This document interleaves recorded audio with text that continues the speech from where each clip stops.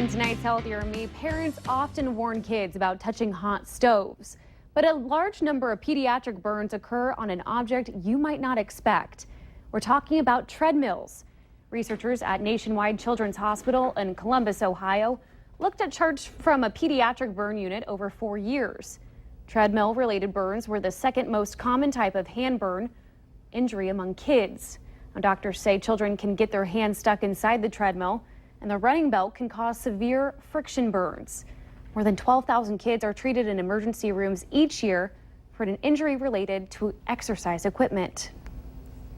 Now that Congress has approved $1.1 billion in Zika funding, federal public health officials have outlined how they plan on spending that money. The Centers for Disease Control and Prevention will use some of that money for mosquito control measures and surveillance, along with an expansion of lab testing of the virus. Now, the National Institutes of Health will continue to work on vaccine development. Right now, phase 1 clinical trial has begun to test a vaccine candidate's safety and make sure it will likely work. There are at least 8 other Zika vaccines in various stages of development. Health officials are also focusing money on following affected babies, educating doctors about the virus, and caring for those families who've been impacted. There are many emotions kids have to navigate this day and age, anger certainly being one of them.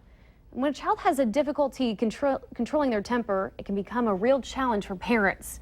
Many times children will act out because they're experiencing changes and don't yet know how to express their feelings. Ira Cronin reports.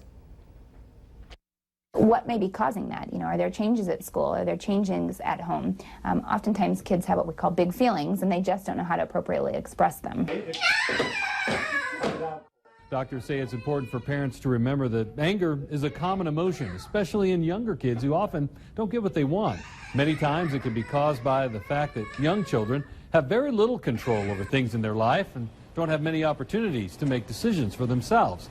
Parents can help out by letting young children make small decisions like picking out which color shirt to wear or what vegetable they'd like with dinner.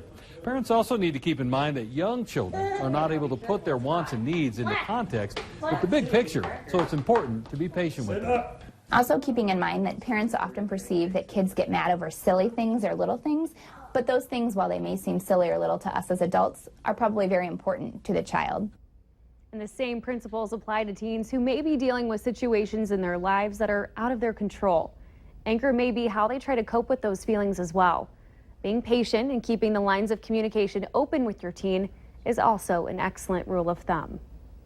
Stay with us. Still to come, Robert's got one more look at your evening weather planner.